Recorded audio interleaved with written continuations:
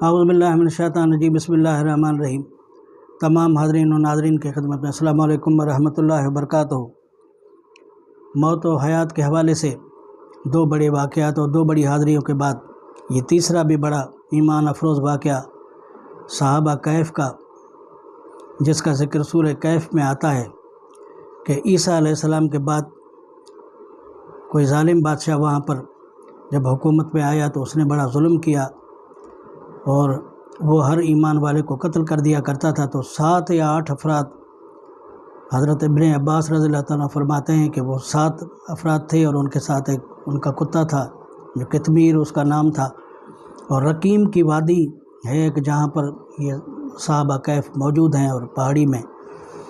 تو یہ 7 افراد وہاں سے نکل کر اپنا ایمان بچا کر اس پہاڑی میں چلے گئے، اور جیسے ہی وہاں داخل ہوئے تو اللہ تعالیٰ نے ان کو وہ سکون عطا فرمایا کہ ان کو وہاں نیند آ گئی، اور تقریباً یہ 300 سال یا اس سے بھی کچھ زیادہ وقت وہاں سوتے رہے۔ بادشاہ نے ان کے پیچھے کسی شخص کی ڈیوٹی لگائی کہ جہاں بھی گئے ہیں تو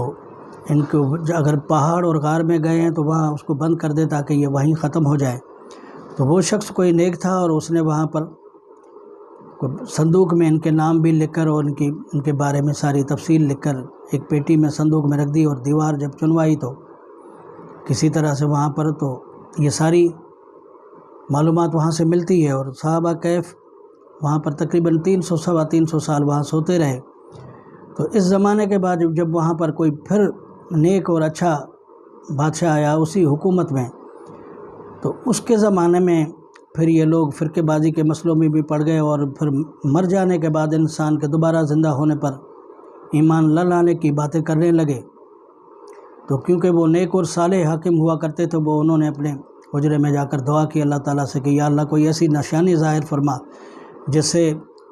لوگوں کو یہ ایمان آ جائے کہ انسان مر جانے کے بعد دوبارہ کیسے زندہ ہوں گے۔ تو یہ سارا واقعہ اللہ تعالیٰ نے پھر ظاہر فرمایا۔ تو صحابہ کہف کے سلسلے میں پھر ایک چرواہا وہاں اپنی بکریاں لے کر جاتا تھا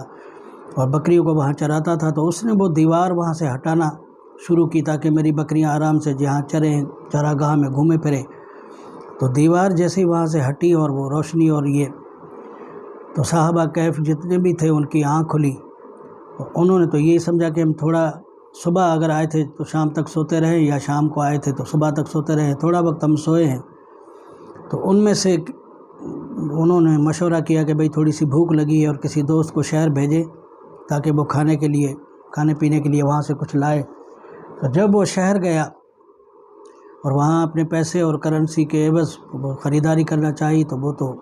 انہوں نے لوگوں نے بتایا کہ بھئی یہ تو دور گزر گئے، یہ تو پتہ نہیں کتنے بادشاہ یہاں سے جا چکے ہیں، آپ پتہ نہیں کس زمانے کے یہ پیسے دے رہے ہیں۔ اور تو انہوں نے کہا ہم پہاڑی میں موجود وہ کچھ لوگ تھے اور تو کچھ عرصہ وہاں سوتے رہے، ہمیں پتہ نہیں، اب تو یہاں پر بڑا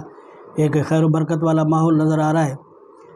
تو انہوں نے بتایا کہ نہیں، ایک نیک بادشاہ کی حکومت آ چکی ہے اور اس کا کرنسی وغیرہ بھی اس کی دوسری ہے۔ تو وہ لوگ اس شخصیت کو پھر بادشاہ کے پاس لے گئے، اور بادشاہ نے سارا یہ واقعہ ان سے سنا۔ پھر وہ بادشاہ اپنے وزیروں، مشیروں اور عوام الناس کے ساتھ وہاں پر غار پر پہنچے، تو انہوں نے ان کے ساتھ کلام فرمایا، اور انہوں نے کہا کہ ہم 300 سال یا 350 سال شاید اللہ تعالیٰ کے فضل سے یہاں سوتے رہے، اس کے بعد جب ہم اٹھے تو یہ سارا دور تبدیل ہو چکا ہے، تو ہمیں نیند ایسی آئی کہ جیسے ہم اس دنیا سے ہی چلے گئے۔ تو یہ باتیں سن کر وہاں کے لوگوں کا ایمان تازہ ہوا اور وہ بادشاہ کی دعا قبول ہوئی۔ تو اس طرح سے جب وہ بادشاہ اور وہ لوگ ان سے ملے، اب تو انہوں نے ملاقات کے بعد ان سے اجازت چاہی، اور انہیں پھر اسی غار میں دوبارہ نیند آ گئی، اور وہ بھی آپ سمجھیں کہ ایک مثال ہی ہے۔ ان سارے واقعات سے یہ بھی ثابت ہوتا ہے کہ موت کی جو کیفیت ہے وہ ایک نیند کی کیفیت بھی ہے۔ تو اسی بادشاہ نے پھر وہ ان کی حفاظت کے لیے وہاں پر اس غار کو بند کروا کر اور اس کے جو انٹری پر وہاں مسجد بنوا دی، اور وہاں پر اب لوگ